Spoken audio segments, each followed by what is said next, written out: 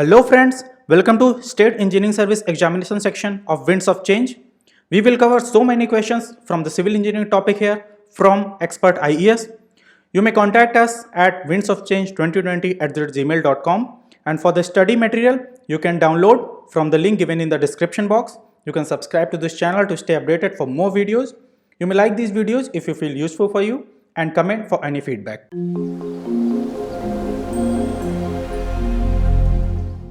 Welcome to 150 questions of environmental engineering. This is third video in the sequence of 150 questions. In this video, we will cover question number 101 to 150. So let's begin.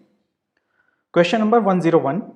The hourly variation factor is usually taken as 1.5, 1.8, 2.0 or 2.7. So the hourly variation factor will be taken as 1.5 and the daily variation factor will be 1.8. Okay. Next question. Disinfection of water results in removal of turbidity, removal of hardness, killing of the disease bacteria or complete sterilization. So disinfection of water results in killing of disease bacteria. This is the disinfection process in which we kill the pathogens or bacteria. Okay. Next question. If the total hardness of the water is greater than its total alkalinity, the carbonate hardness will be equal to total alkalinity, total hardness or total alkalinity or non-carbonate hardness. In the third option, it should be written as or also. So total hardness or total alkalinity. So the answer will be total alkalinity only. That is option A. Now, if the total hardness of the water is greater than its total alkalinity, in this we have to focus on this, that the hardness will be because of carbonate and bicarbonate mainly, and that content will be more than alkalinity. So the alkalinity, the carbonate hardness, that will be equal to the alkalinity of the water, because alkalinity will be because of the carbonate present in them. I have cleared all this type of concept in the revision video of environmental engineering. You can go through it. You can go through the video at this channel only, in which you can find out this concept very clearly explained. The link of that video is also given in the description box. Next question. Laying of sewer is usually done with the help of a theodolite, a compass, side rails and boning rod, or a plane table. So the laying of the sewer is usually done with side rails and boning rod. Now you can see it here. The side rails are being placed like this. This is the side rail. Okay. This is placed here and this is the boning rod. So these are the side rails which are placed and these are the boning rods. Using side rails and boning rod, we do the laying of the sewer operation. Next question. The correct relation between theoretical oxygen demand, biochemical oxygen demand and chemical oxygen demand is given by TOC is more than BOD is greater than COD, or TOC is more than COD is more than BOD, or BOD then COD then TOD, or COD then BOD then TOD. This is a previous year question asked in engineering service exam. We should know first of all that the maximum amount should be of the theoretical oxygen demand, that is THOD. Okay, TOD. Now theoretical oxygen demand is calculated amount of oxygen required to oxidize a compound to its final oxidation product. So this is the theoretical amount, so it will be maximum.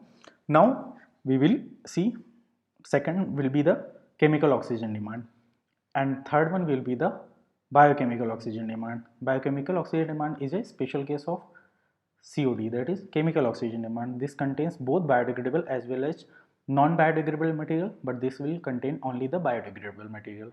Okay, so the correct sequence is TOD, COD, then BOD. Next question. As compared to the shallow wells, deep wells have low quality water, less depth, more discharge or less discharge.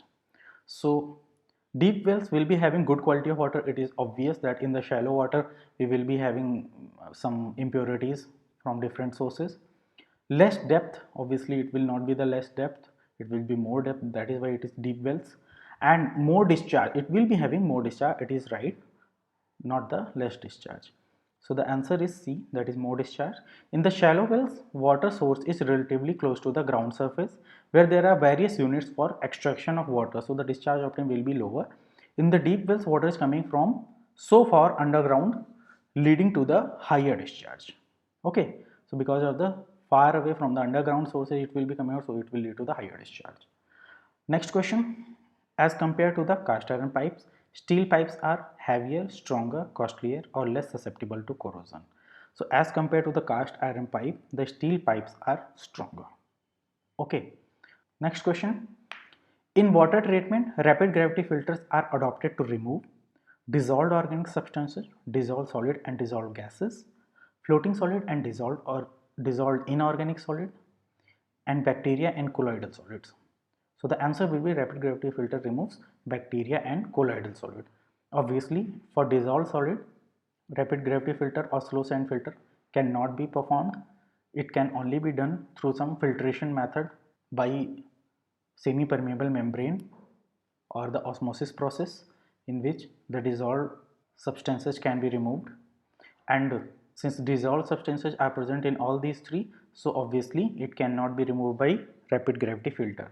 So only the bacteria and colloidal solid that can be removed in the rapid gravity filter.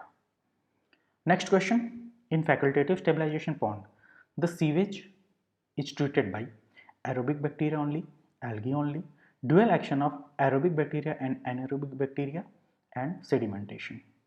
So this is very easy question. We should know in the facultative means that this works under both aerobic as well as anaerobic condition. So the answer will be C, that is dual action of aerobic bacteria as well as anaerobic bacteria.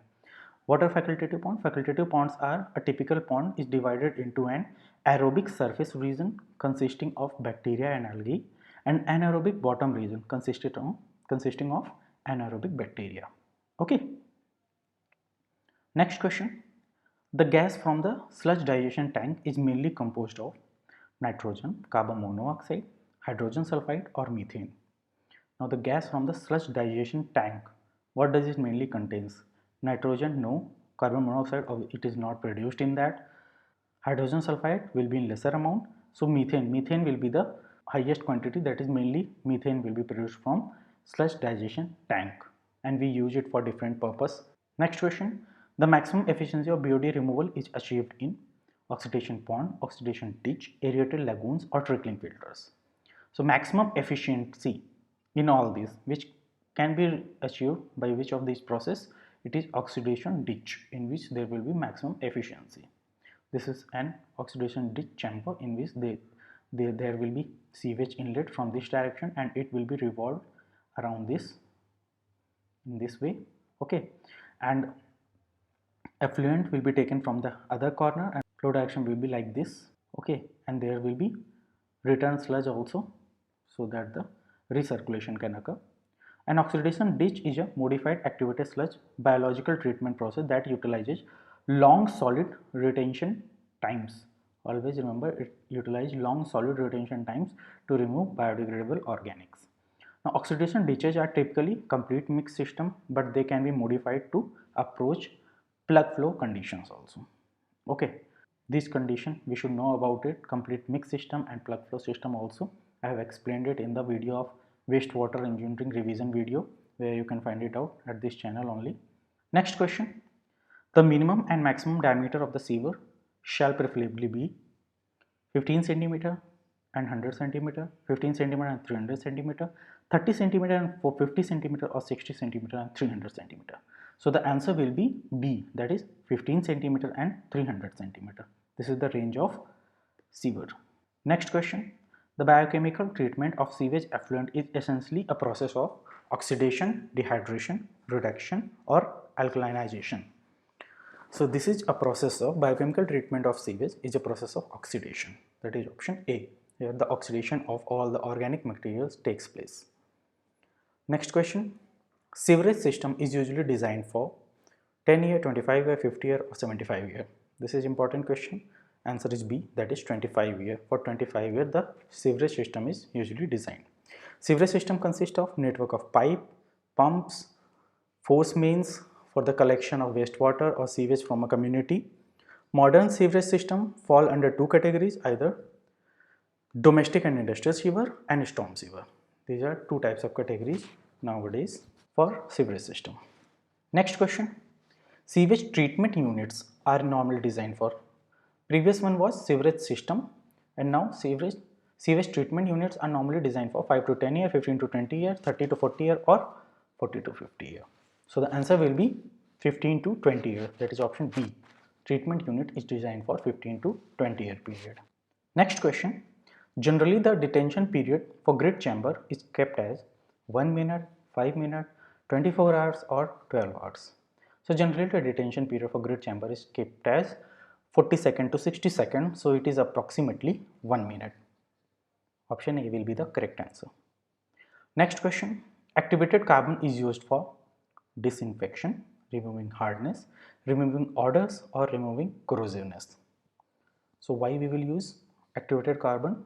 To remove odors. Activated carbon is commonly used to adsorb natural organic compounds, okay, and taste and odor compounds and synthetic organic chemicals in drinking water treatments. Okay, so this is also important to memorize. Activated carbon is used to adsorb, first of all, natural organic compound, most important, then taste and odor compounds secondly, and thirdly the synthetic organic chemicals. So these three are important in drinking water.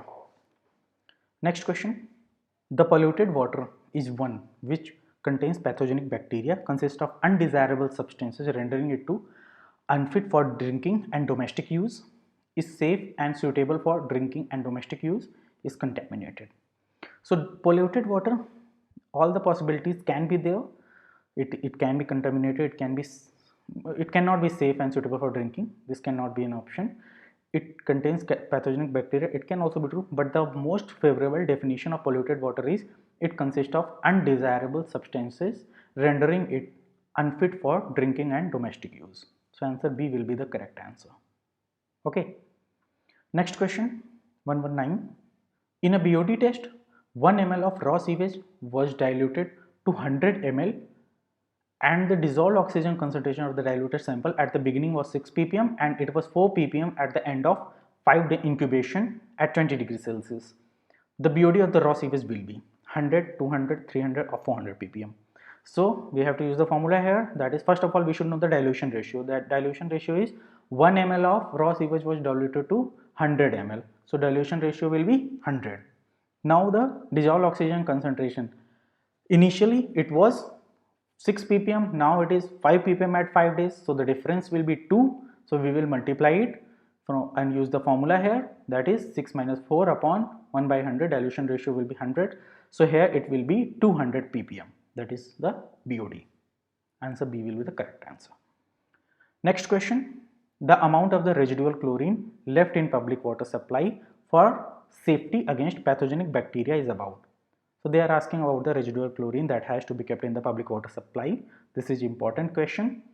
The answer will be B, that is 0.05 to 0.5 ppm. Okay, I am not reading other options because we have to memorize this. 0.05 to 0.5 ppm. Always remember, this is very important question. This is the amount of the residual chlorine that has to be left in the public water supply. 0.05 to 0.5 ppm. Next question. Which of the following retards the self-purification of the stream? Higher temperature, sunlight, satisfying oxygen demand, or none of the above? So in this, which of the following will retard the self-purification of stream? Higher temperature, obviously it will accelerate the self-purification of stream. Sunlight will also be helpful in self-purification. Satisfying oxygen demand, this is the condition which will be required for self-purification. So this is also not retard the self-purification. So none of the above will be the correct answer.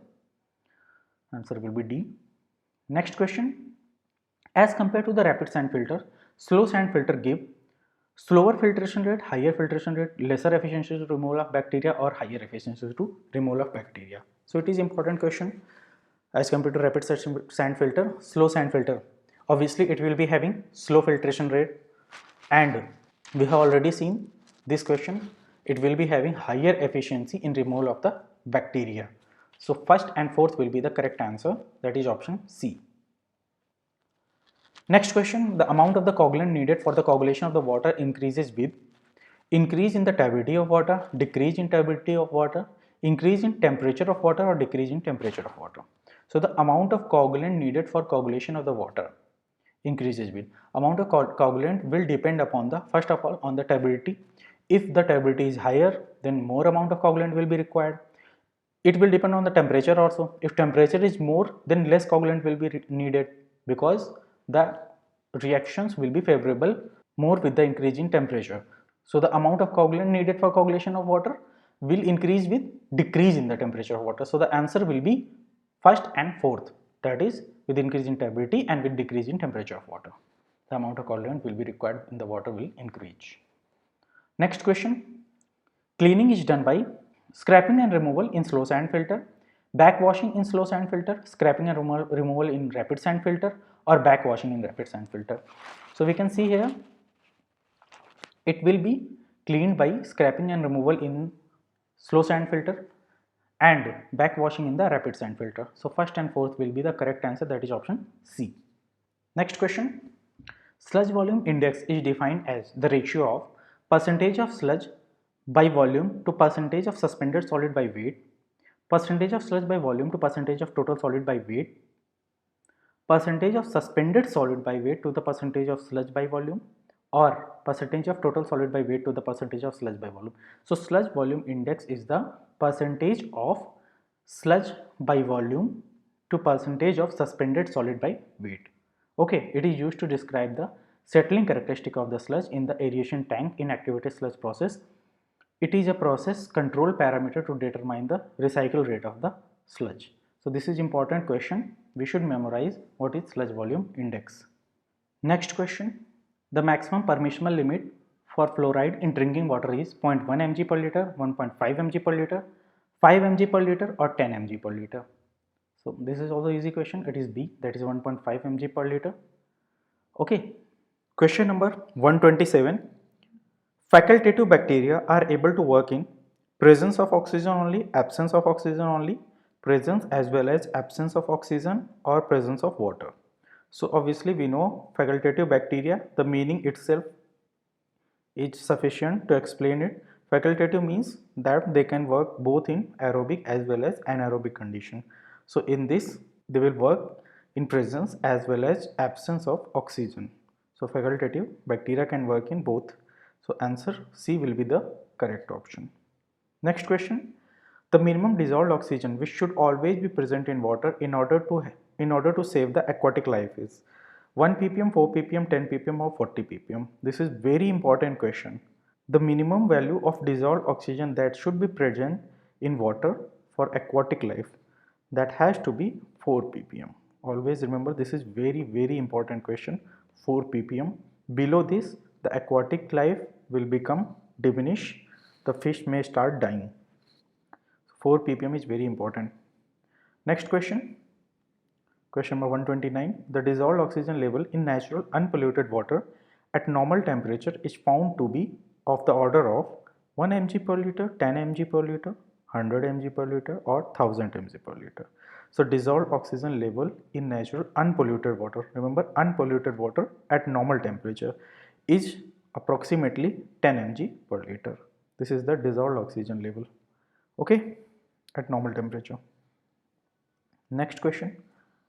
As compared to the geometrical increase method of forecasting population, arithmetic increase method gives lesser value, higher value, same value, or accurate value. So as compared to geometric increase method is for younger cities and arithmetic increase method for older cities. Okay, so geometric increase method will be used for the higher growth and arithmetic for stagnant growth. So the value that has to be higher will be of the geometric increase method only, so it will give lesser value. Arithmetic increase method will give lesser value than geometrical increase method value. Next question. The rate of the BOD exerted at any time is directly proportional to BOD satisfied, directly proportional to BOD remaining, inversely proportional to BOD satisfied, or inversely proportional to BOD remaining. So the rate of the BOD exerted, that means we have to find out that at any time the BOD will be proportional to what of these four options. So the answer will be B, that is the BOD at any time is directly proportional to the BOD remaining. Always remember it, BOD is itself the remaining BOD. Always remember itself, it is the BOD remaining. So BOD at any time, that can be given by L 1 minus 10 raised to power minus kT, where L is the ultimate BOD. Okay, and it will be decreased by this factor. So the remaining BOD will be this one, which is called actually the BOD at any time. Next question. If the coliform bacteria is present in a sample of water, then the coliform test to be conducted is presumptive coliform test, confirmed coliform test, or completed coliform test. This is also important question. This can be asked in any examination as it has not been asked in any previous examination of state PSC. So answer will be all these three tests, that is option D will be the correct. All these three tests will be conducted for the coliform bacteria to be present in a sample of water. Now what these three tests are, let's find it out. Let's say we are doing MPN test, that is test for most probable number to find out the coliform bacteria present in a sample. Then there are three tests that has to be performed. First of all, the presumptive test. Presumptive test is the screening test. Remember it is a screening test to sample water for the presence of coliform organism. Now after that, some microorganism other than the coliform also produce acid and gases from lactose fermentation. In order to confirm the presence of the coliform, confirmatory test is done. Okay, so first of all it was for the coliform organism, the presumptive test, and for the remaining one, that is for the other than coliform, it will be confirmatory test, okay, for other microorganism. And after that we will perform another test, that is completed test, since some of the positive results from the confirmatory test may be false. So it is like a inspection check, or we can say that in this we will confirm the presence of coliform bacteria. So here, since some of the positive results from the confirmatory test may be false, it is desirable to do completed test. Okay, so there are three tests which is performed to find out the presence of coliform bacteria in a sample of water. Next question. Percentage of bacteria load that can be removed from water by process of plain sedimentation is about. Through plain sedimentation, what percentage of bacterial load that we can remove? It is approximately 75%. Okay, 75% bacterial load can be removed by plain sedimentation process. Okay.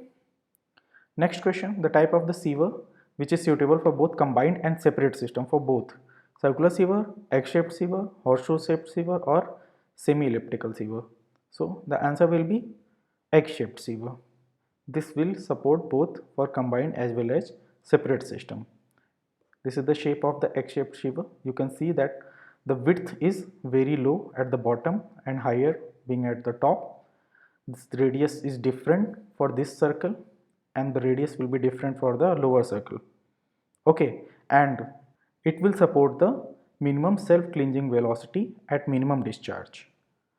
Okay, that has to be required. The self-cleansing velocity that has to be required can be achieved through this egg-shaped sieve at the lower discharge values also. Next question, which of the following is not a waterborne disease? Dysentery, cholera, typhoid, or malaria? Which one is not a waterborne disease? So we should first of all find out which are waterborne disease. Dysentery is a waterborne disease, cholera is a waterborne disease, typhoid is a waterborne disease, since these are directly produced by water by the consumption of the water. These three are related to direct consumption of water. But the malaria is not a direct waterborne disease. Malaria lead to the production of mosquitoes which are responsible for malaria disease, but it is not directly a waterborne disease. So answer will be D, that is malaria. Okay. Next question. The type of the valve which allows water to flow in one direction but prevents its flow in the reverse direction is, it is very easy question. It is reflux valve. We have already seen in the first video of this 150 question. This concept was very well explained, and if you want to go into deeper about this concept, you can visit to the revision video of water supply engineering in where this concept is being properly explained. You can go to that video. The link of that video is provided in the description box. Next question. The rate of filtration of pressure filter is less than that of the slow sand filter, in between filtration rate of slow sand filter and rapid sand filter. Since pressure filter, we know about it that it is having its filtration rate much higher.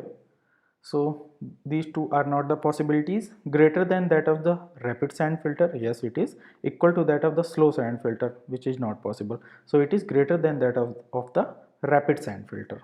Okay, so answer will be C here. Next question. A pipe which is installed in the house drainage to prevent the water seal of the trap is called vent pipe, anti-siphonous pipe, waste pipe or soil pipe. Where it is provided?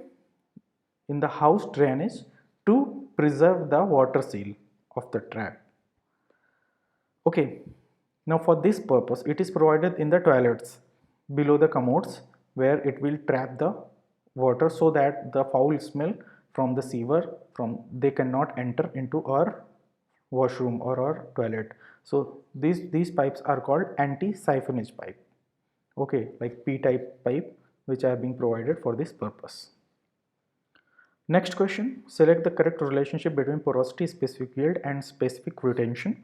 Porosity, that is N equal to Y plus R, specific yield plus specific retention. Y equal to N plus R equal to N plus Y, or R is greater than N plus Y.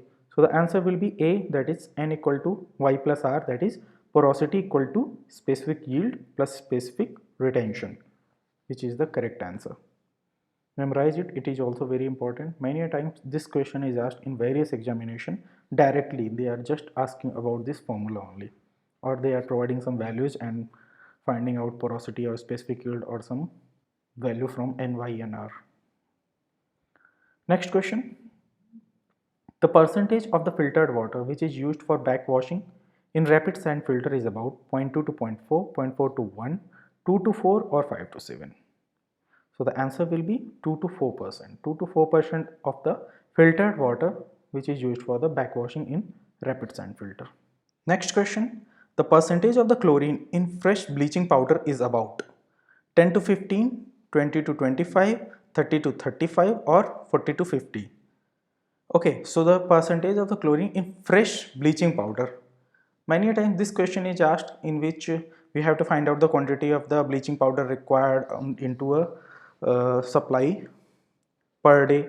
In that it is being given that the percentage of the chlorine in the bleaching powder, that value is being provided. Now the answer here will be 30 to 35%, which is the percentage of chlorine in fresh bleaching powder is.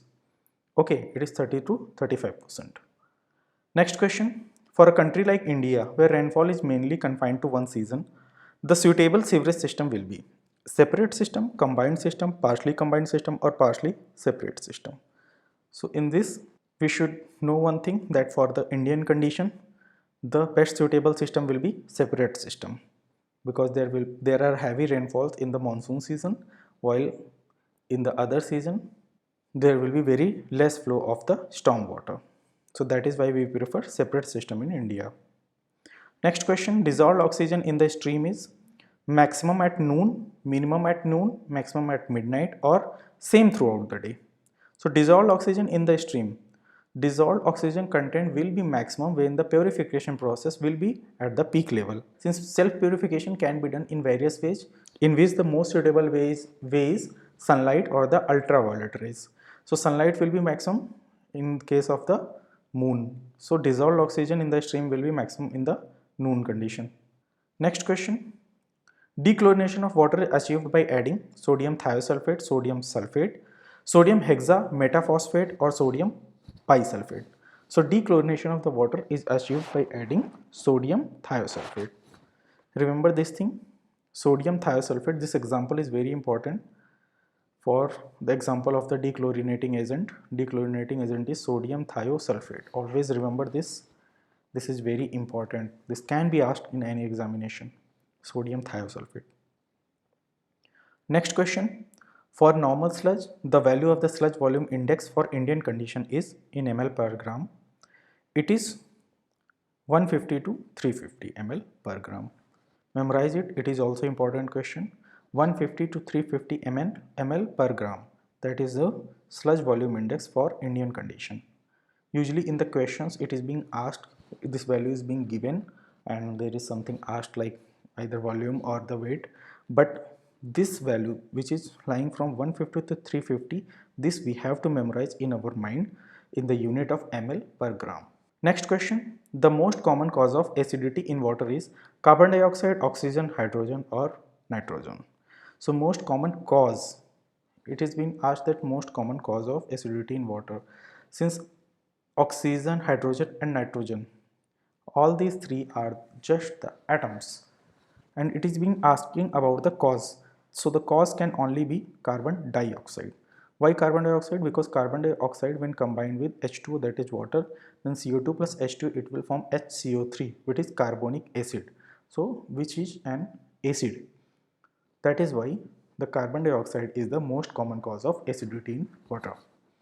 Okay, next question, the length of the rectangular sedimentation tank should not be more than, where B is the width of the tank, B, 2B, 4B or 8B. So L should not be more than 4B.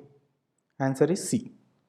Okay, this is also important to memorize, that this L should not be more than 4B for rectangular sedimentation tank.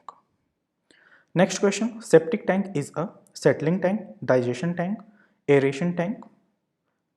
In this, only one, first and second, first and third or only third. So septic tank is a settling tank, obviously, in which the waste will settle. Digestion tank, because here the digestion will occur in anaerobic condition. Aeration tank, aeration is not being performed in septic tank. So first and second, this will be the right answer. So this is present in the option B. So option B will be the correct answer. That is, septic tank is a settling tank as well as digestion tank. Okay. Next question. Double filtration is used to increase the filtration capacity of the slow sand filter, to increase the filtration capacity of the rapid sand filter, to isolate buildings like pools, hotels, etc., or all of the above. Okay, so double filtration is used for the purpose to increase the filtration capacity of slow sand filter. For what double filtration is used? For increase the efficiency of slow sand filter. Memorize it, slow sand filter. We will increase the efficiency of slow sand filter using double filtration method. Okay. Next question and the last question of this environmental engineering topic, that is, activated sludge is the resultant sludge removable from the aeration unit, sludge settled in the humus tank, sludge in the secondary tank post aeration rich in microbial mass, or sludge in the secondary tank post aeration rich in nutrients. Okay, so we must be familiar with activated sludge. These two cannot be the possibility. Only possibility will be sludge in the secondary tank. In the secondary tank we will have activated sludge. Now which will be the correct answer in the microbial mass and nutrients? It will be option C, that is the presence of the microbial mass. Okay, sludge in the secondary tank post aeration rich in microbial mass, which is called activated sludge. Rich in microbial mass. Activated sludge is rich in microbial mass. Always memorize it in your mind. Okay, so we are finishing here with this 150 questions of environmental engineering. We will come up with some more questions of environmental engineering in the separate topic of water supply engineering as well as wastewater engineering in a separate video, and other subjects also we will come out with those questions. So stay tuned and subscribe to this channel to stay updated.